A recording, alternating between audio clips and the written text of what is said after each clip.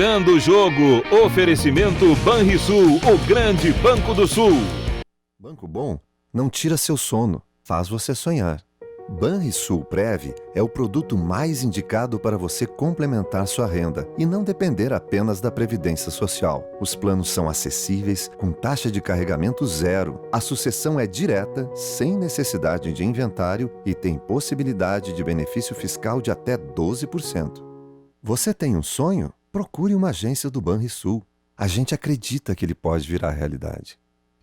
Muito boa tarde, está no ar Virando o Jogo desta terça-feira, dia 11 de junho de 2019, o Virando o Jogo dos canais 24 e 524 da NET para o mundo, no nosso Facebook, facebook.com/RDCTV Digital ou então no YouTube, youtube.com/RDCTV Digital. Nossa programação também está toda ao vivo no nosso site, no www.rdctv.com.br. Você pode participar também mandando recados no nosso Twitter, o Twitter da RDC, que é o @RDCTV Digital, ou então mandando suas mensagens no nosso WhatsApp. O WhatsApp que é o 519-9815-9990. Repetindo, 519-9815-9990.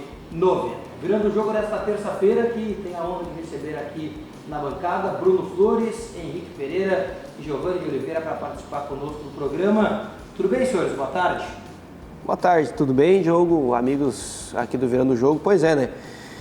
Vai ser aí uma semana que algumas coisas vão se definir em termos de Campeonato Brasileiro, né? Mas especialmente de como vai ser a parada da Copa América para a Grêmio e para a Internacional, né? Acho que isso que é o mais importante hoje de se pensar, tendo em vista que foram definidos os confrontos da Copa do Brasil e que o bicho vai pegar depois da Copa América. O mês de julho vai ser quente. Pois é, justamente, né, Bruno, falando sobre essa situação da Copa do Brasil, ontem os times conheceram os seus caminhos na Copa do Brasil. É justamente sobre isso que a gente vai começar falando no programa dessa terça-feira. O repórter Guilherme Passos traz para a gente detalhes sobre esse sorteio que aconteceu ontem à tarde e que definiu os caminhos da dupla Grenal até, quem sabe, o título dessa competição. Guilherme. É mata-mata. Quartas de final da Copa do Brasil. Um chaveamento de enfrentamento de 8 clubes importantes, não tem aí favorito nenhum. São mais de 50 milhões de premiação para o campeão. Mas o caminho até a grande decisão não será nada fácil. Eu tenho muita fé aí, confio muito no nosso elenco, no nosso corpo diretivo, no pessoal da comissão técnica. Nosso torcedor vai fazer diferença e acho que dia 17 de julho a gente vai ter um Inter classificado. A dupla Grenal chegou. O Colorado vencendo o Paysandu. No jogo de ida, 3-1. E fora de casa, o placar foi 1-0. O Grêmio fez um clássico estadual. Enfrentou o Juventude. Depois de um 0-0 em Caxias do Sul, na Arena o placar ficou elástico. 3-0. E na sede da CBF, o sorteio traçou o caminho até a grande decisão. O Inter pega o Palmeiras de Felipão. Em 17, né, nós pegamos já o Palmeiras, tivemos um embate forte com o Palmeiras, na época valia gol qualificado, a gente ganhou aqui, perdeu lá de 1-0, infelizmente foi 2-1 aqui, a gente está numa segunda divisão, a gente estava com uma dificuldade, eu acho que agora a situação é um pouco diferente. Jogo de ida e volta, onde o Colorado decide no Beira-Rio. Certamente vai ser um adversário duríssimo. Talvez, né, decidir no Beira-Rio nos traga algum tipo de vantagem na frente, mas a gente só vai saber disso depois do primeiro jogo. Então nós vamos ter que fazer um enfrentamento de igual para igual, de grande para grande, confiando no nosso elenco, sabendo que nós vamos jogar com um clube de maior investimento hoje no Brasil, mas nós vamos nos preparar bem nessa parada, vamos nos preparar bem na intertemporada, para fazer, logo a seguir a retomada já é a Copa do Brasil, fazer um grande jogo em São Paulo e trazer a decisão para dentro do Beira-Rio, onde nós temos aí o torcedor como nosso maior reforço. Já o Grêmio, um reencontro com o Roger Machado. Acabamos de jogar contra o Bahia, tivemos um revés, embora bastante desfalcados, tivemos um revés de 1-0. Vamos fazer um novo enfrentamento, é um enfrentamento duríssimo, mas meu sentimento é que há a possibilidade de passar. Bahia e Grêmio. Grêmio e Bahia. Desta vez o tricolor decide a vaga fora de casa. Os jogos só depois da Copa América. Mas até lá, dá para se imaginar uma possível final com a dupla Grenal, já que o chaveamento reservou essa emoção. Se o futebol gaúcho puder sintetizar e expressar o que tem de melhor no futebol brasileiro, a gente fica contente por isso. Eu não sou daqueles que, só para mim, não. No momento em que os dois clubes gaúchos estiverem sempre bem, disputando tudo, é um fato extremamente relevante e importante no contexto do futebol brasileiro. Será em que teremos Grenal na final da Copa do Brasil? Grêmio, Bahia, Inter e Palmeiras. O que será que ficou com um caminho mais complicado para essa Copa do Brasil, hein? No meu ponto de vista, o caminho mais complicado para o Internacional, Diogo, porque vai pegar o Palmeiras, que hoje tem equipe que vive um grande momento dentro e fora de campo, tem um elenco recheado de jogadores, 33, 35 jogadores no grupo. Tem o Felipão, que é especialista em mata-mata, acho que esse é o principal fator. O Felipão, no ano passado, brincou com a imprensa que fracassou em 2018, porque ele foi contratado para o mata da Libertadores e o mata da Copa do Brasil, e venceu o Brasileiro, né, que eram os pontos corridos.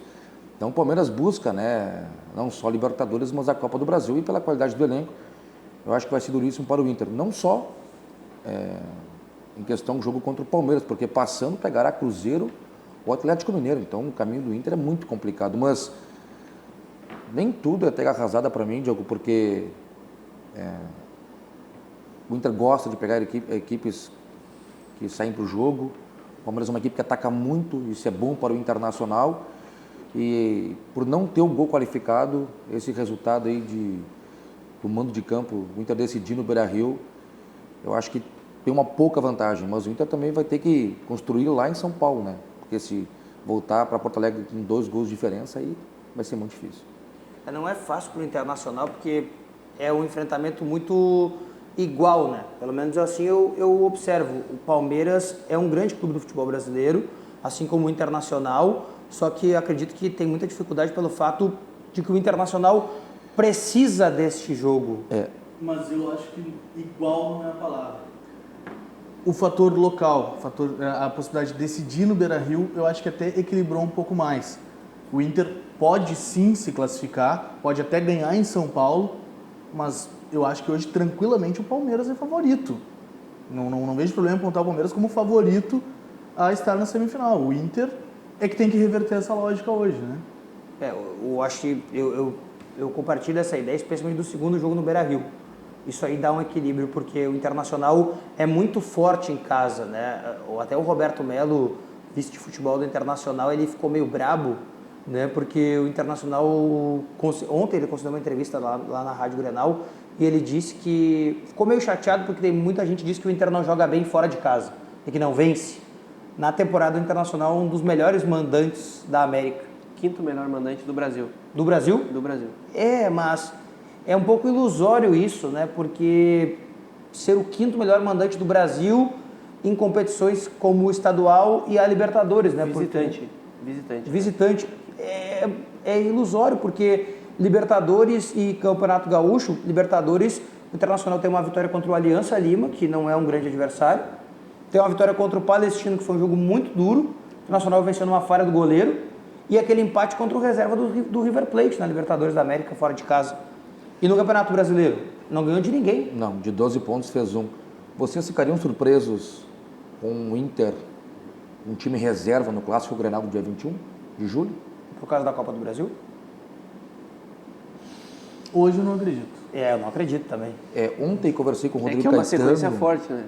Tanto para Inter quanto para Grêmio, porque tem as decisões da Copa do Brasil. Nesse meio tempo vão ter pelo menos 2, 3 jogos de brasileiro, que aí equipes reservas, sem dúvida nenhuma. Mas tem a sequência da Copa do Brasil, tem o Grenal e depois tem Libertadores.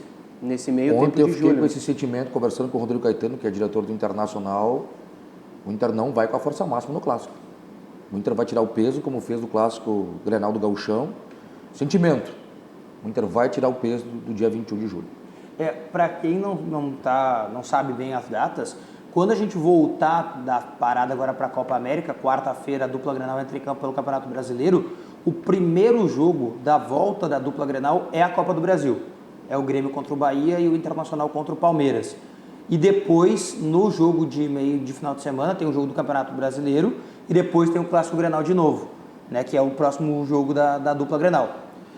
É complicado, mas não duvido. Eu não descarto a possibilidade também. Eu digo isso pelas palavras dele ontem, né, do Rodrigo Caetano. Ele acabou falando que em algum momento a equipe do Inter vai ter que ser uma equipe mista ou reserva, porque vai ter Copa do Brasil e Libertadores, e para infelicidade vai ser em meio ao Grenal, né?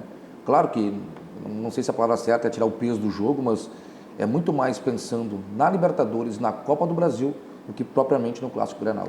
Mas eu lembro, após a derrota para a Chapecoense, que jogou com uns 10 reservas, que houve muito forte o discurso também que, bom, o Inter não vai mais fazer isso, né?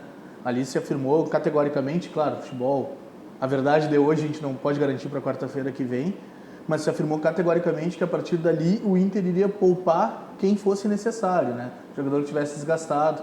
Não duvidaria que... Mas seria no período discurso, pré-Copa América, né? É o período pré-Copa América que o Inter não iria poupar atletas, né?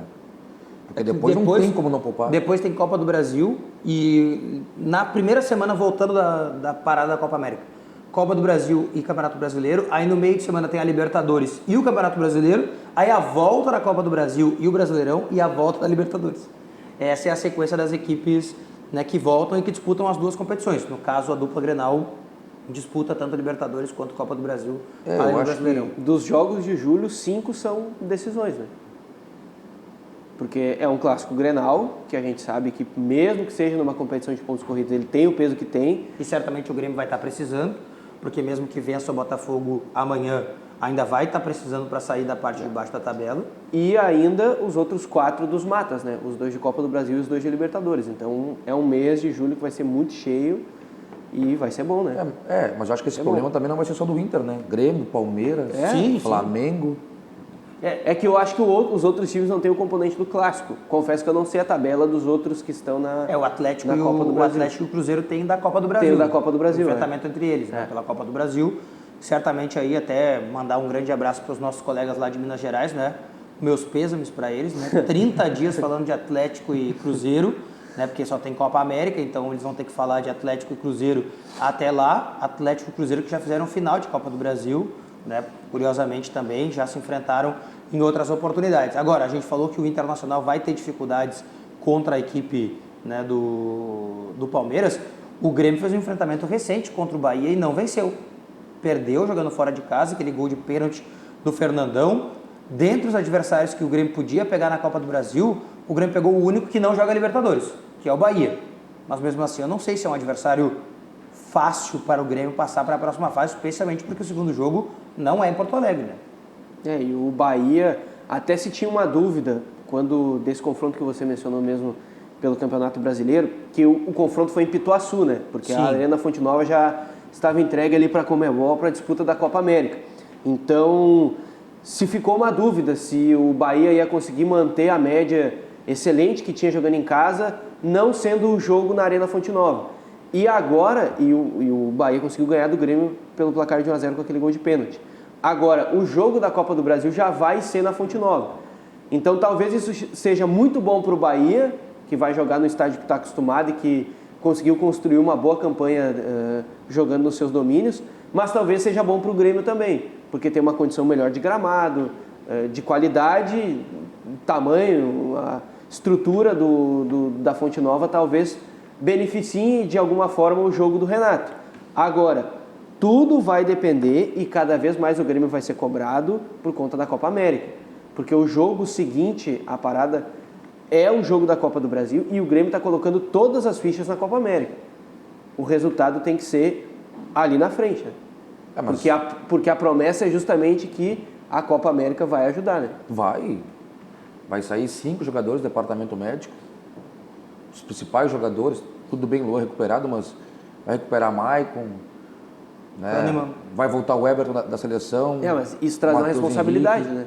Cortez. Traz responsabilidade, mas também alivia um pouco a questão do momento que o Grêmio vive hoje, né? Assim como a vitória do fim de semana já deu um respiro, mesmo que o Grêmio não tenha feito um grande jogo, já melhorou o ambiente, a parada eu tenho certeza vai ajudar a aliviar muito o ambiente do Grêmio, né?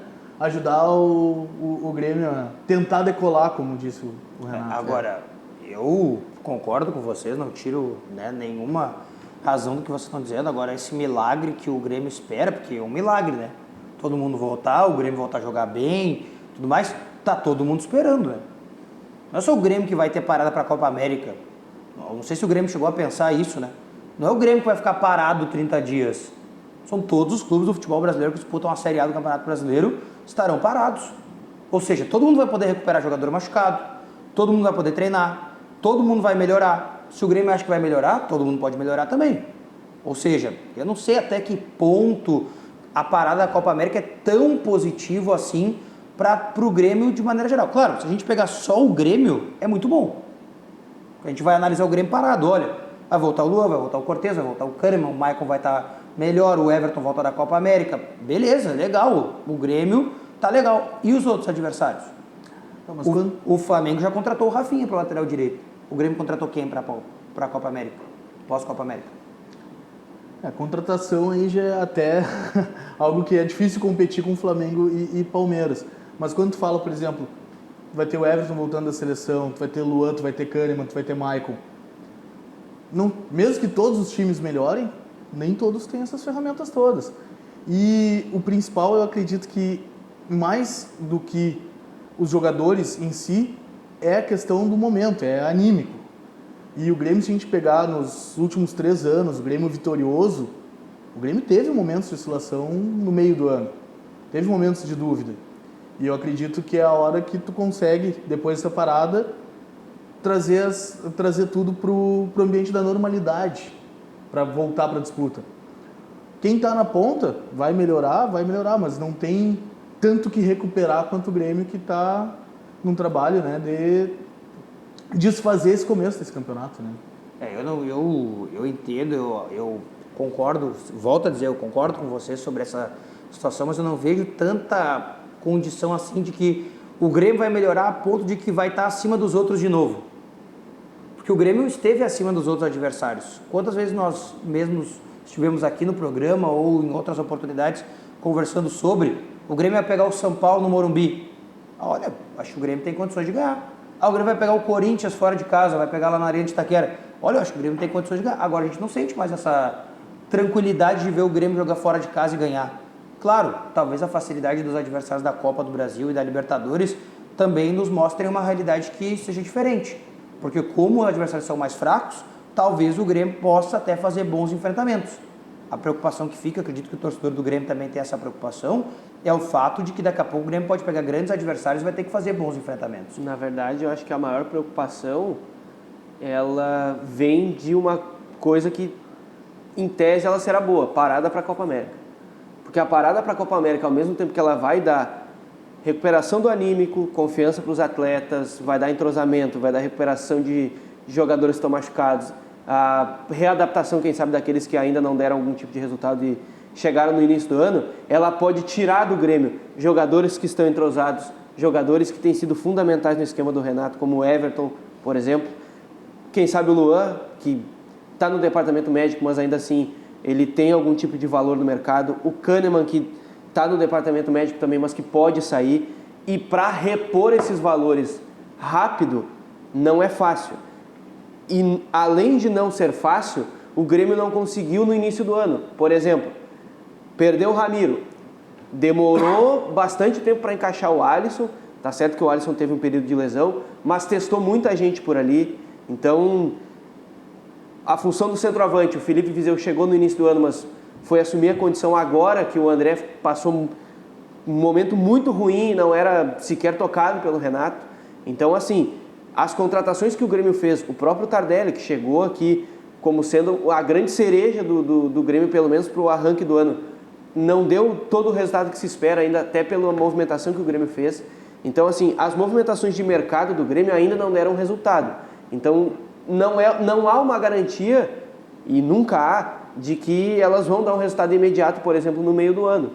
Então, perder esses jogadores que talvez o Grêmio possa perder, porque são grandes jogadores e porque estão valorizados, porque o Grêmio fez isso e proporcionou isso aos atletas, pode vir ao mesmo tempo que o Grêmio tem muita coisa boa a se tirar dessa parada. Pois é. Bom, são muitas dúvidas que o Grêmio tem, a gente vai falar mais sobre isso em instantes, né? O repórter Pedro Oliveira traz uma matéria para a gente em instantes sobre isso, sobre as dúvidas que o Grêmio tem, especialmente para o segundo semestre. Dúvidas, é claro que a gente tem quando fala do Grêmio, do Inter, do futebol. Certeza é só uma, é a do Banrisul. Banrisul Digital, que é um aplicativo completo para simplificar a sua vida de um jeito que só o cliente Banrisul tem.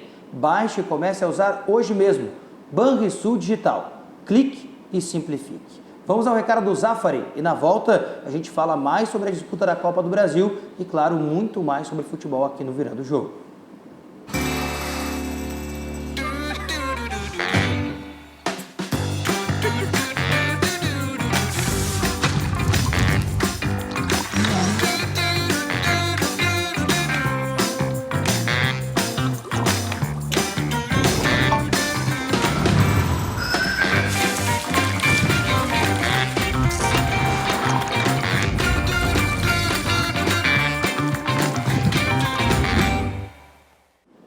Zafari, para você começar bem também, sempre um dia, vá lá no Zafari, passe, faça suas compras e, claro, escolha sempre os melhores produtos no Zafari. O Grêmio é uma incógnita, especialmente para o segundo semestre. Não sabemos se os jogadores voltam da Copa América, como o Everton, e se todos estarão a pleno para a disputa das competições. O repórter Pedro Oliveira traz para a gente detalhes sobre esse Grêmio e as dúvidas que o tricolor tem a partir de agora. Pedro. O Grêmio até saiu da zona de rebaixamento, mas a pressão sobre Renato Portaluppi para resolver os problemas continua. Mas eu queria lembrar algumas pessoas que o Grêmio, 2 anos e meio, 6 títulos. Então, para os cornetinhos ou para alguém que está com amnésia, 2 anos e meio, 6 títulos. Eu não me incomodo porque eu confio plenamente no meu grupo e sei que daqui a pouco o Grêmio vai decolar no Campeonato Brasileiro. Isso é uma coisa certa, isso é um fato. Damos mole, pagamos caro por isso. Diante das coletivas, Renato preferiu amenizar os problemas que rondam o mau momento gremista. Um deles é o caso de Diego Tardelli, atacante que chegou em fevereiro ao tricolor com direito a aeroporto lotado e muito dinheiro investido. Espero corresponder para a torcida, para o presidente, para o clube, todo esse esforço que eles fizeram para me trazer até aqui. E estou muito feliz pela essa oportunidade, de voltar para o Brasil. Depois de jogos no banco de reserva, semanas apenas treinando e muitos questionamentos, o atacante teria pedido para sair do tricolor e deixou isso claro para o seu empresário, Juliano Bertolucci. Mas até o momento não há uma definição entre todas as partes para o desenrolar do caso. Outra situação que chama atenção é a do atacante Luan, que depois de ser eleito o melhor jogador da América em 2017, viu seu rendimento cair.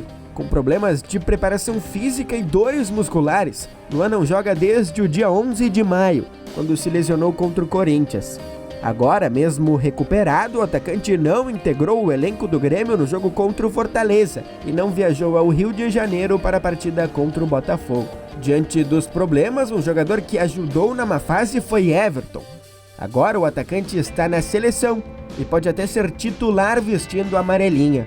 Outro jogador na seleção, mas este com a sub-23, é Matheus Henrique, volante que vem sendo assediado, assim como Everton, pelo futebol europeu. Com o sucesso recente dos dois jogadores, a tendência é que eles não voltem para o Grêmio e sejam vendidos na parada da Copa América. O último problema que vem assombrando a arena são as lesões. Só em 2019, jogadores importantes do time, como Kahneman, Luan, Diego Tardelli, Bruno Cortez e Maicon, estiveram ou estão frequentando o departamento médico. Ou seja, com todos estes problemas, o Grêmio não vive a sua melhor fase, mas a convicção de Renato continua a mesma. Eu não me incomodo porque eu confio plenamente no meu grupo e sei que daqui a pouco o Grêmio vai decolar no Campeonato Brasileiro. Isso é uma coisa certa, isso é um fato. Só me incomoda um pouquinho porque realmente a gente podia estar na parte de cima da tabela. Mas esse avião do Renato está em manutenção faz tempo, né? Porque não decola e aparentemente, né, fez o jogo contra o Fortaleza, mas não foi nada bem. Agora o Pedro trouxe pra gente aí uma série de coisas que tem que ser resolvidas. Mas o bom é que o Renato é lúcido, né? Admite publicamente que a equipe não vive um grande momento, que tem que corrigir nesse período aí pós-Copa América, porque o pior se ele dar uma entrevista coletiva dizendo que a equipe ainda segue com o melhor futebol do Brasil, vive um grande momento. Não, pezinho no chão. Acho que acerta o Renato, ele vai arrumar a casa, pelo menos a gente espera, né? Porque tem qualidade esse grupo do Grêmio, já teve o melhor futebol do Brasil. Claro que sem 8 jogadores não tem como ser diferente, pesa muito, mas eu acho que vai voltar o Grêmio a ser muito forte no Brasileiro. Ser campeão não tem mais como, porque o Palmeiras não tropeça, né? Impressionante. O Palmeiras é líder com o melhor ataque, melhor defesa, o número de vitórias. Era para estar com 3 pontos a mais? Com um jogo a menos ainda é líder. O Palmeiras é tudo, né? O que menos tomou gol, o que mais faz gols. Então, o Palmeiras não perde, né? Não perde pontos. Se perde é um que outro ponto. Chegou a 31 jogos agora sem perder no Brasileirão. Uma loucura. Então, eu acho que vai fortalecer o Grêmio aí no segundo semestre, mas também tem que ver outra linha, né? A gente fala muito na questão de saídas, mas vai ter chegadas. O Grêmio busca um 10, um meio atacante. Se buscar um meio atacante de muita qualidade nesse grupo aí, Diogo, aí, pessoal, acho que... mas a minha dúvida é, vai fazer o que com o Luan daí? Vai vender o Luan, então? Tu vai colocar o Luan onde? Você vai contratar um 10? Não, mas uma boa sombra. Grupo. Acho que precisa, daqui a pouco bota mais uma sombra no Luan para ele ver que... Não, eu acho que o Luan tá cheio de sombras já, Henrique. O Jean-Pierre, a vida dele, né, propostas que não existem, são muitas sombras inexplicadas, né? E eu também tenho uma dúvida assim, tem esse 10 no mercado? Tem bastante 10? Não, eu não consigo ver quem que o Grêmio vai trazer que vai chegar o 10 titular absoluto e que seja uma contratação simples, né? Que possa trazer. E com que dinheiro? O Grêmio acertou com um no início do ano, né? O problema foi o Flamengo. O Grêmio acertou com o Thiago Neves. Se acertou com o Cruzeiro, com o Thiago Neves, estava tudo encaminhado, todos os OKs tinham sido dados já. E aí, na quarta-feira, o Flamengo faz toda aquela força para tentar tirar o Arrascaeta do Cruzeiro. E aí, na quinta, toca o telefone do presidente Romildo, né, com a informação de que o Thiago Neves não vai sair mais do Cruzeiro, porque o Arrascaeta está fazendo força para deixar a equipe de Minas ir para o Flamengo. E aí, o Grêmio, por conta disso, acabou não fazendo essa contratação do 10 ou do cara do meio ali que já planejava para o início do ano. Mas agora o Grêmio quer 3 reforços, né? É isso? A informação que o Alberto Guerra chegou a dizer em uma entrevista na Rádio Grenal, né, que o Grêmio, nesse momento, ele analisa 3 nomes no mercado. 2 pro meio de campo e 1 para uma outra posição. Que seria o substituto do jogador que possa sair. Isso. O Grêmio sabe, por exemplo, da situação do Lucas Silva, que é um jogador que pertence ao Real Madrid e que está emprestado para o Cruzeiro. Mas o Real Madrid pediu o jogador de volta. Ele vai voltar, ele já nem vai participar do último jogo do Cruzeiro agora pelo Campeonato Brasileiro. E até clubes da Europa que chegaram a monitorar a situação do jogador não conseguiram desembolsar o valor que o Real Madrid quer. Porque o Real Madrid fez um aporte financeiro para tirar o Lucas Silva aqui do Cruzeiro, depois reemprestou o jogador e agora pediu de volta para ele cumprir o último ano de contrato. Então o Grêmio só analisou a situação, seria um atleta só para o brasileiro. Já disputou a Libertadores, já disputou a Copa do Brasil. Tem mais esse adendo aí, né? Ontem o Klaus Câmara disse que isso vai pesar muito para a análise do Grêmio em relação às suas contratações. E até o Grêmio tem feito isso, porque Diego Tardelli, futebol da China, não disputa essas competições e está liberado para as 3.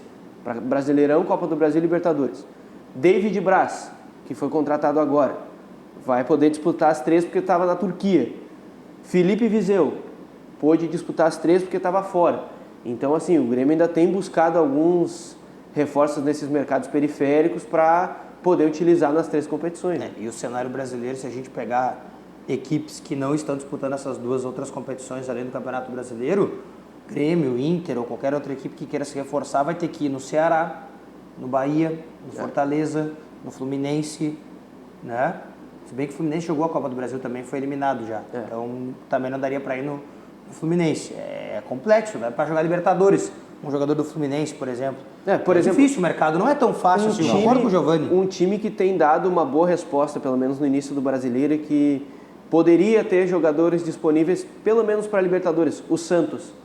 Mas o Santos está contratando o jogador do Grêmio, que é o Marinho. Nossa, tudo então é um patamar de mercado que fica diferente agora tanto para Grêmio, para Inter, para clubes de Copa do Brasil e Libertadores, tá difícil olhar pro mercado interno e buscar bons valores. E aí, especialmente no Grêmio, que busca caras que já cheguem para resolver o problema, né? Porque tu tem que, por exemplo, assim, parar para pensar que hoje você contrata um jogador, por exemplo, se você contrata um atleta para a dupla Grenal, tendo em vista as duas equipes titulares, qual posição que chegaria para o cara ser titular? Qual? Assim, que está em aberto, que tu não sabe, olha, aqui a gente não tem certeza se o cara é titular ou não. Não tem. Vocês conseguem identificar um cara, não estou dizendo um nome, vocês conseguem identificar uma posição em que você contrata um jogador porque está precisando mesmo, assim. Não tem um cara que pode fazer... Muita carência, assim. Pois é, complexo, né? Vai contratar um lateral esquerdo para jogar no Inter e no Grêmio. Qual jogador é tão melhor que o Iago ou o Bruno Cortez? O próprio Juninho, que se esperava que fosse melhor que o Cortez, não conseguiu. Mas eu acho que aquela função do terceiro homem da meia cancha para o Grêmio não está em aberto, Diogo. Eu acho que... Tá, mas quantos melhores do que o Luan e o Jean-Pierre você consegue no mercado? Mas tudo bem, por questão técnica, os dois são muito acima, mas aí tu vai botar um dos dois no lado direito, não sabe jogar. E eu ainda, para mim, sigo e morro com a minha opinião que o Luan tem que jogar como falso 9. Na linguagem hoje, na nova linguagem do falso 9, porque tem gente que não gosta da palavra falso 9, né? Como centroavante, para mim o Luan teria que ser esse cara, ele é rápido, ele chuta muito bem, a finalização dele é muito boa, Diogo.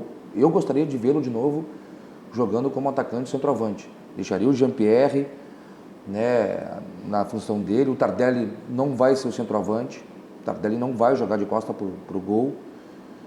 Claro que tem a questão do Everton, se vai sair ou não, mas o Luan, não sendo um centroavante de origem, o Luan ainda ele consegue ser melhor que o Viseu e o André, no meu ponto de vista.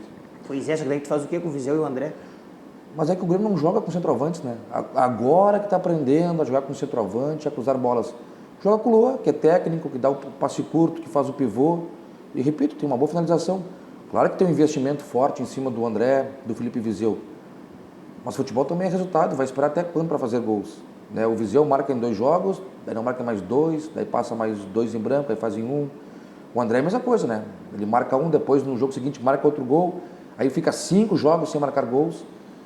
Eu gostaria, Henrique, de ver o Luan novamente como centroavante, mas acho que o Renato não vai fazer isso. O Renato já disse em outras oportunidades que ele não quer ver de novo o Luan ali, a não ser uma necessidade, né? Mas também alguém tem que decidir explicar o que vai ser feito com o Luan, né? Porque o Luan está recuperado fisicamente, ele treina com o grupo, e no último jogo, antes da parada para a Copa América, que esse jogo contra o Botafogo, ele não vai jogar. Então também tem que se fazer essas explicações em relação a esses jogadores, né? O Luan, especialmente, é um cara que não jogou em 2019. Ele jogou o início da temporada e depois não jogou mais. E aí, por quê? Culpa de quem? Culpa dele? Mas tem espaço para ele no time hoje? Não tem como não ter, né? Depende, né? Para qual Luan? Pro melhor Luan que a gente já viu, não tem como não ter. Mas o Luan que... Mas do Luan hoje joga o Jean-Pierre, não é? Não tem como tirá-lo do time hoje. Bah, eu tiro de olho fechado. O Jean-Pierre? Para qual Luan? Pro Luan.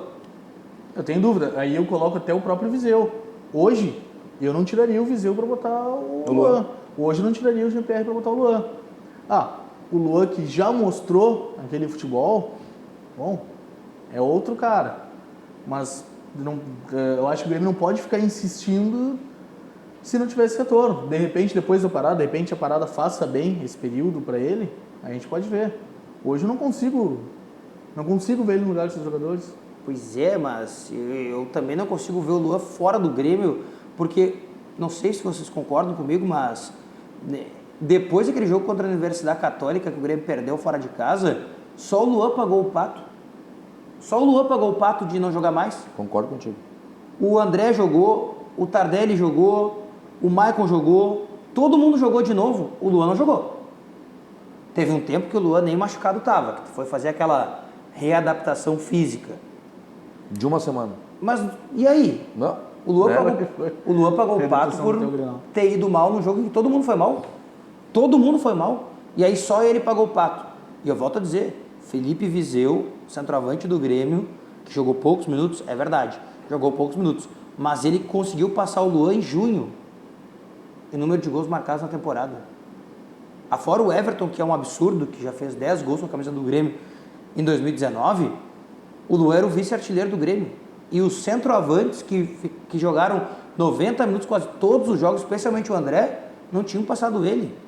Eu não sei, eu sei que todo mundo está acompanhando o Virando o Jogo aí, que acompanha diariamente a programação aqui da RDC, sabe, eu sou um cara que mais defende o Luan, sem sombra de dúvidas, né? Posso até ser exagerado em dado momento, mas eu não consigo, é inadmissível num time como o Grêmio, que não está jogando bem, ser o melhor jogador, independente dele estar numa má fase, ele é o melhor jogador que o Grêmio tem. E aí, ele não joga? Não tem oportunidade? Ou se tem oportunidade, está mal fisicamente, daí tiram? Ou então ele tem um estiramento? Nunca vi um jogador que teve um estiramento que não teve problema físico, que não teve enfrentamento, sentiu uma dor no joelho e teve estiramento. Como assim? Alguém tem que explicar alguma coisa. Ou então o Grêmio vende. Vende o Luan, que é o que o Grêmio está aparentemente proposto a fazer, né? Ontem o Klaus Câmara também concedeu entrevista e disse o Luan não é inegociável. Ou seja, quando o Grêmio deixa claro que o Luan pode ser vendido, é porque também talvez não tenha mais interesse em contar com o futebol dele. Mas eu acho que nenhum é negociável. Nombrou proposta pelo Everton, também sai. Mas a declaração é forte, né? Por mais que uma proposta boa pro Everton vá tirar ele, o dirigente não vai chegar, o Everton não é inegociável. O máximo vai dizer isso, todo jogador, vai dar uma saboneteada, né? Se for bom pro clube. Não, eu concordo, mas eu acho que também não é da maneira como o pessoal está tratando, né? O Grêmio não está rifando o Luan e não vai sair barato. O Grêmio sabe, o presidente Romildo, a cúpula de futebol, que ele já foi o melhor da América e eles têm na cabeça deles o mesmo pensamento do Diogo Rossi. É um grande jogador, não é velho ainda para o futebol, né? Não pega um mercado aí, né, um escalão aí, igual Barcelona, Real Madrid, mas pega mercado europeu. O Grêmio sabe o que tem nas mãos. Não vai flertar, não vai vender barato, não. O presidente Romildo é muito bom em negócio. Sabe o que me lembra esse caso do Luan? Claro, guardar todas as devidas proporções. Mas o Renato deu uma entrevista uma vez para falar sobre o Miller Bolanhos. O Renato disse que recuperava qualquer jogador, né? Desde que ele quisesse. Desde que ele quisesse. Não sei, daqui a pouco as coisas caminham para esse sentido. Daqui a pouco o Luan não quer mais também. Tudo passa, né, gente? Tudo passa.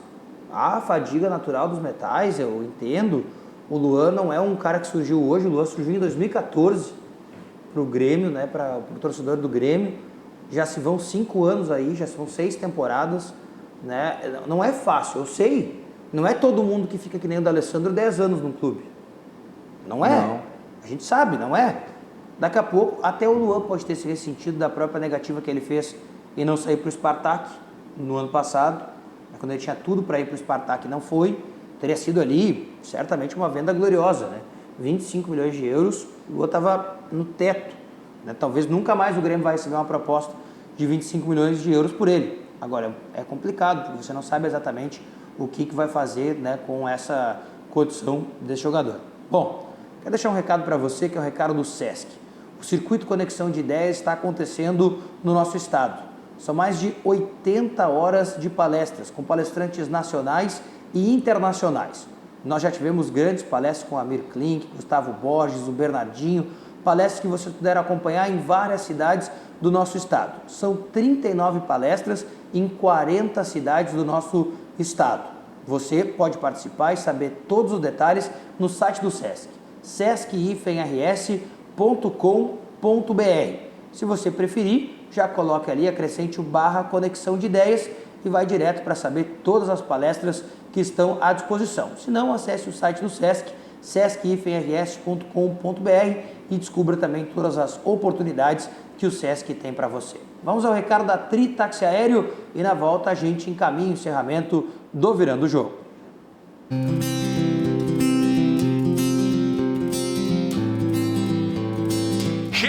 Vou me preparando aqui para pegar um helicóptero aqui, vou fazer um voo panorâmico, um tri-táxi aéreo. Mas que barbaridade, isso vai ser um sucesso, Massaro.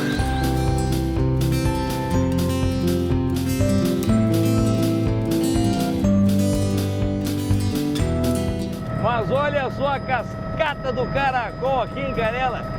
Que coisa linda a natureza, né, Che? E olhando aqui desse passeio panorâmico com a tri-táxi aéreo, fica mais bonito ainda. Dá uma olhadinha, Che.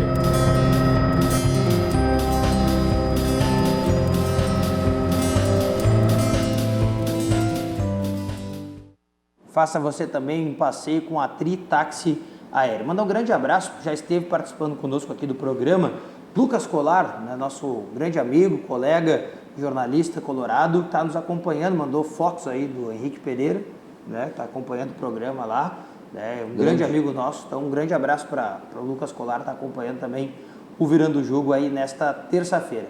Bom, definidos os times da Copa do Brasil, né, que os enfrentamentos, tem Campeonato Brasileiro amanhã, né, o Internacional recebe o Bahia e o Grêmio recebe o Botafogo. Vocês acham que 2 jogos para a dupla Grenal fazer 3 pontos? Creio que sim. No papel, sim, né? Porque o Grêmio, por mais que tenha desfalques, é superior que o Botafogo. Agora, na prática, não vem acontecendo isso. O Botafogo venceu de virada o CSA, né? Conseguiu uma boa vitória, segue ali na primeira página, né, do Brasileiro. Com participação de ex-dupla Grenal, né? Verdade. Cícero e Alex Santana, os gols do Botafogo. E um passe do Diego Souza também, né? Que passou pelo Grêmio. Mas também é um grande teste para o Inter, porque o Bahia hoje não perde as 6 partidas, não sofre gols nas últimas 3 partidas, né? É uma equipe que evoluiu muito dentro de campo e vai ser bom até para os gremistas, né? E esse Bahia, como é que vai se comportar fora de casa? É um jogo em Porto Alegre, por mais que não seja contra o Grêmio. O time do Roger Machado, como todo mundo acaba, né, destacando, acho que vai ser um grande jogo no estádio Beira-Rio. Vai ser um jogo duríssimo para o Internacional. Ainda mais se o Inter não contar com o Edenilson amanhã. Pois é, como é que é a situação do Edenilson? Ontem ele fez trabalhos físicos, trabalho leve, junto com o Dourado. Ele não teve uma lesão confirmada na coxa. Né? Ele sentiu na última sexta contra o Vasco, não teve uma lesão confirmada. Mas também não tem presença garantida. Daqui a pouco, né, tem o treinamento, se ele aparecer aí para aquecimento, ele vai para o jogo. Agora o Edenilson hoje eu não vou dizer meio time do Internacional, porque dentro de casa está muito bem encaixado, mas sim, é uma grande referência. Vai ser uma perda e tanto. Agora, sem Edenilson amanhã. Mesmo sem Edenilson, o Inter tem que ganhar. Ah, tem que ganhar. Com todo respeito ao Bahia, exatamente no Beira-Rio, vindo de uma derrota contra o Lanterna do campeonato, se o Inter quer pensar em alguma coisa do Campeonato Brasileiro, tem que ganhar. Quando a gente fala pensar em alguma coisa, há pouco um telespectador comentou no Facebook que o campeonato já acabou, que Inter e Grêmio precisam só garantir a pontuação para não cair. Copa do Brasil e Libertadores não tem garantia de título para nenhum dos dois. Se quiser um G4, também vai ter que... Não pode negociar ponto nem com o Botafogo nem com o Bahia. Se quiser pensar no fim do campeonato, ainda poder disputar isso. Então, eu acho que é inegociável para o Inter. Seja sem Edenilson, seja do jeito que for. Precisa ganhar. Acho que o Inter botou um peso maior do que esse jogo que o Bahia poderia ter, assim. Porque se o Inter vence o Vasco, tá? Fora de casa, o Lanterna faz os 3 pontos. Já tira todo esse espectro aí de que é um time que não vence fora, que não ganha pelo Campeonato Brasileiro jogando longe de Porto Alegre. Aí vem para jogar em casa contra o Bahia do Roger, que é um cara muito inteligente, é um grande técnico, que sabe armar os times e... Não sei, empata aqui com a equipe do Bahia. Tá tudo bem, porque pelo menos venceu lá, tirou ainda aquela zica de jogar fora de casa, ganhou do Lanterna, fez o dever de casa e aqui enfrentou um bom time e não perdeu. Eu acho que ainda assim seria um cenário tranquilo. Agora, perdendo para o Vasco lá, traz uma responsabilidade maior para esse jogo que não vai ser fácil. A tendência é que o jogo contra o Bahia, que é um melhor time, com um melhor técnico, não sei, em condições melhores, seja mais difícil do que jogar contra o Vasco Lanterna. Pois é, a gente vai ter 30 dias aí essa pausa e a gente sabe que a pausa ela é cruel para muitos técnicos. Daqui a pouco o Inter não vencendo amanhã, hein? Será que não teria uma pressão grande em cima do Odair? Apesar de que o Inter tem garantido que o Odair está ileso, né? Tá tranquilo. O Renato disse que os jogadores tinham metas no Grêmio. O Odair tinha metas dentro do próprio Inter, né? Que era classificar na Libertadores, classificar na Copa do Brasil e estar bem no Brasileirão. Não sei se uma derrota para o Bahia seria suficiente. Eu não sei, não consigo ver. Eu não falo muito pelo Odair, eu falo muito mais pelos desempregados. Abel Braga, não sei se não cai Mano Menezes, né? Que seria um grande técnico também no mercado. E a pressão da torcida em cima do Odair ela é muito grande. Eu não trocaria, eu acho que ele faz um bom trabalho. Ele mesmo, né, sobre metas, ele falou que o único fracasso dele no primeiro semestre foi não conquistar o Gauchão. Que o Inter queria conquistar o Gauchão e perdeu nos pênaltis. Mas em relação à Copa do Brasil, Brasileiro, né, e Libertadores, nos planos da comissão técnica, o Inter conseguiu as metas. Pois é, eu não sei, talvez o Henrique tenha essa opinião, mas eu não tiraria o Odair assim, não, eu também mesmo não. Que fosse derrotado, sabe? Eu também não. Torcedor eu entendo, tem essa questão mais, né, passional aí, eu acho que essa derrota para o Vasco pesou muito, né? Tem muito torcedor do Internacional desgostoso e, né, meio que esquecendo algumas coisas que aconteceram recentemente no Internacional de positivo por causa de uma derrota para o Vasco. Mas né? Acho que vai além, viu, Diogo? Acho que não é só derrota para o Vasco, é porque o Inter não joga fora de casa, né? É impressionante como muda muito o Inter do Beira-Rio para fora do Beira-Rio. Porque perder para o Vasco, por mais que seja lanterna, é do futebol. Agora, Chapecoense, né? Tudo bem, perdeu para o Palmeiras, mas a atitude do Inter, acho que é isso que incomoda o torcedor. A atitude, o Inter não tem atitude. É impressionante, é uma diferença muito grande. E não é novo, né? Não é deste ano, não é deste campeonato. O Campeonato Brasileiro no passado foi assim também. Né? Porque o Inter joga no Beira-Rio, Diogo. O Inter atropela, é imbatível, joga bem, jogou bem contra o River. Não venceu, mas jogou bem contra o River Plate. Aí pega Palmeiras, pega São Paulo, pega Corinthians. Pô, venceu o Flamengo, venceu o Cruzeiro, muito superior. Aí joga fora de casa, o Inter cai demais o rendimento. Eu acho que essa é a bronca do torcedor. Será que também não é um pouco disso que você estava falando antes do Odair, dessa sombra, desse medo que ele tem? Porque em casa ele sabe que ele está, né, acolhido, que a torcida vai apoiar. Se o Inter jogar de um jeito que não der para agradar e ganhar, a torcida vai acolher. Fora de casa ele não tem esse acolhimento da torcida e ele não quer perder, porque ele sabe que ele tem essa pressão de que o torcedor não gosta, que o torcedor se chateia. Pode ser também um pouco disso, né? Na mesma linha, Diogo, eu acho que tem uma outra situação que, de repente, não caiu a ficha no Internacional, que o Internacional de 2019 não é o mesmo de 2018. Ano passado tinha uma pressão maior do Inter que vinha do rebaixamento. O Inter esse ano, o Odair fez um grande trabalho, o Inter tem um time, o Inter joga um futebol melhor em 2019 do que jogou em 2018. Mas eu acho que de repente falta, não digo que tenha medo, mas talvez falte a confiança de, bom, estamos fora, é contra a Chapecoense, contra o Vasco, não digo contra o Palmeiras, mas vamos propor o jogo, vamos para cima do Vasco desde o começo, porque o Inter de hoje não é o mesmo Inter que o Odair assumiu no fim da Série B, não é o Inter que o Odair teve muito trabalho para fazer jogar bola no passado. Eu acho que vai voltar, Diogo, no fim das contas, uma discussão que a gente teve aqui e muita gente falou sobre o início do ano. Porque o Inter, como o Giovanni muito bem mencionou, ele sai de uma Série B, vai para o ano de 2018, alcança um terceiro lugar e isso vira o patamar do Inter. Sim. Porque o Inter sai daquela condição de ser vidraça e ele tem que passar a ser estilingue. Ele tem que passar para uma outra fase, ele tem que dar o salto. E eu lembro que muito sobre o mercado de transferência a gente falou isso, sobre como o Inter ia se portar no mercado, se ele ia ser arrojado, se as peças dariam certo, se isso faria com que, por exemplo, ele passasse aquele momento que foi ruim no início do Gauchão, até chegar na fase final, fazer um confronto igual com o Grêmio. Tudo isso vai estabelecendo uma equipe. Só que talvez esse processo, a nível de Campeonato Brasileiro, ele demore, porque não é fácil fazer isso. E eu entendo o torcedor que queira que o time jogue muito bem fora de casa e se poste, mas são vários fatores. Eu não tenho certeza se o Odair tem um respaldo, por exemplo, para jogar da mesma forma que ele joga no Beira-Rio. Eu não sei se ele segura um rojão de talvez 3 jogos propondo e perdendo fora de casa para times que vão se retrair.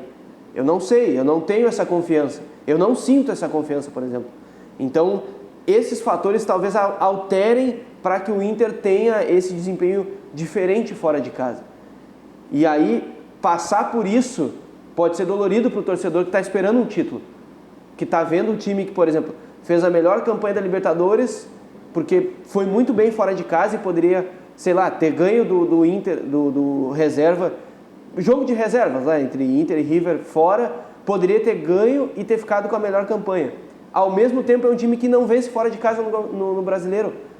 Tem praticamente 2 Inter no meio desse momento. Então, e essa oscilação ela é normal. Só que o torcedor também tem que, em alguns momentos, entender isso.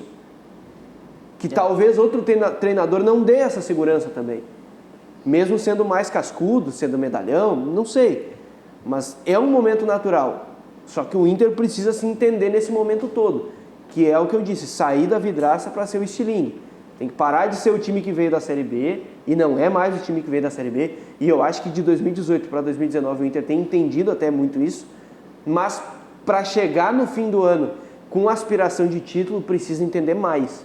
Precisa crescer mais. Tomara que o Internacional consiga a vitória contra o Bahia em casa e que o Grêmio faça, né, pelo menos um ponto fora de casa contra o Botafogo. Eu acho que já seria suficiente também, né, pelo menos para essa parada para a Copa América. Bom, senhores, ontem nós tivemos uma festa aqui no nosso estado, a festa da Associação dos Cronistas Esportivos Gaúchos, a festa da SEG.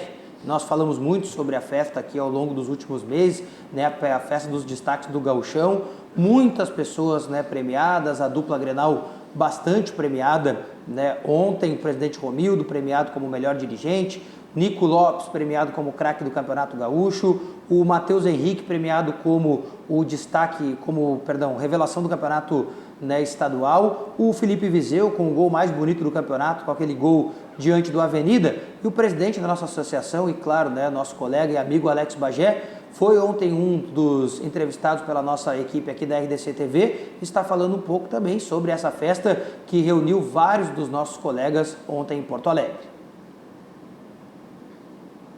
Com o presidente da SEG, Alex Bagé. Presidente, essa importância, né, dessa valorização para o associado, esse evento belíssimo. Primeiramente, obrigado pela presença de vocês da RDC aqui. Na verdade, a minha gestão tem buscado, antes de qualquer coisa, aproximação e valorização o tempo inteiro daquele cronista que está iniciando, mas sem esquecer de quem alicerçou todo esse trabalho que a gente desempenha hoje, que é o cronista de antigamente. E eu penso que reconhecimento, ele é muito legal ser feito mesmo depois de vida, mas é melhor quando é em vida. Então a gente está puxando jogadores do presente e jogadores do passado. Cronistas que estão iniciando, cronistas que já estão há algum tempo e cronistas do passado. Então a gente está tentando valorizar em vida essas pessoas todas e reunindo com um evento de qualidade, num local de qualidade, como a gente está fazendo aqui, porque a gente precisa cada vez mais, primeiro, sentir orgulho da nossa profissão, para depois a gente conseguir mostrar o quanto é importante que a crônica esportiva seja renovada, entendeu? Com veículos como a RDC, que ainda é nova, mas que reúne experiência e mescla com juventude, é isso que a gente está buscando agora na gestão da SEG. E um pouquinho do seu orgulho pessoal, né? Tá à frente como presidente, vendo esse ressurgimento da SEG, do associado, tá valorizando a diretoria, valorizando o evento. O pessoal chegando aqui está surpreso com esse evento, toda a questão do buffet, da banda e tudo mais. O quanto é grandioso, gratificante isso para ti? É motivo de muita felicidade. Eu uso uma frase sempre do meu pai, que ele dizia que o legado que um homem pode deixar para a vida não é a quantidade de dinheiro que ele consegue acumular, mas sim a quantidade de pessoas que ele consegue atingir com aquilo que ele se propôs a fazer. Então é uma responsabilidade muito grande. Estar presidente da SEG não é porque eu sou o melhor cronista, não, é porque eu encontrei uma forma de mostrar a credibilidade do meu trabalho, consegui, num voto do associado, a confiança para que eu ficasse à frente da SEG, e aí essa responsabilidade é proporcional à honra. Porque a gente tem uma responsabilidade muito grande. Hoje a SEG é a única associação estadual em todo o Brasil que a CBF conversa com a SEG. Não é a SEG que conversa com a CBF. Isso não tem a ver com revanchismo. Isso tem com trabalho. Tem a ver com trabalho, com credibilidade e principalmente aproximar a comunicação. Hoje a SEG não é de Porto Alegre. A SEG é do interior do estado do Rio Grande do Sul. Esse ano a gente fechou um convênio que o associado do interior, que mora longe de Porto Alegre, ele consegue fazer um curso técnico e buscar qualificação e registro profissional por uma plataforma digital. Ele não precisa vir até Porto Alegre, gastar para fazer o curso, gastar para hospedagem, gastar para o deslocamento. Então a SEG hoje é uma associação que voltou a ter protagonismo graças à força do seu cronista. Pois é, valeu Bagé, né? Valeu ao Guilherme Paz que estiveram ontem na festa.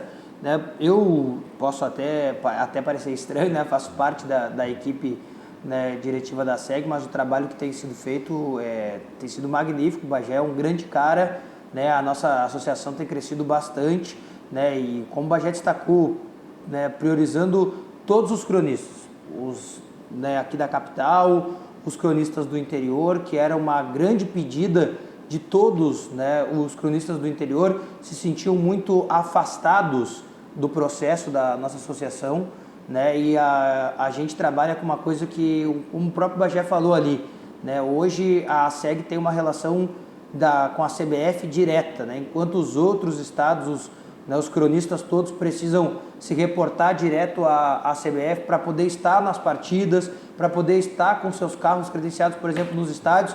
Aqui tudo é responsabilidade da SEG. A SEG conseguiu esta ideia, conseguiu estar lado a lado, né, com o associado, e eu acho que isso aí é muito bacana, e eu fico feliz por ser também um associado e saber que quando a gente precisa, pode ir lá na SEG, quer tomar um café, fazer uma reunião lá, pode usar a sala da SEG, está liberado, o que tu precisar, né, a associação está de volta, e isso é muito bom para classes que eu sei, a nossa classe infelizmente também é assim, né, desunida, e a gente espera se unir cada vez mais, quem sabe com essas possibilidades. Senhores, muito obrigado pela presença de todos aqui nessa terça-feira, muito obrigado pela participação. O Giovanni volte sempre ao programa, Henrique também, Bruno já é da casa, está sempre aí, está até cansado de tanto participar com a gente aqui já. Muito obrigado a todos, fiquem agora com a agradável companhia da Ali Kleng, do Virou Moda. A gente volta amanhã, 13h, para falar sobre os jogos do Campeonato Brasileiro. Uma boa tarde a todos, até a próxima, tchau. Virando o jogo, oferecimento Banrisul, o grande Banco do Sul.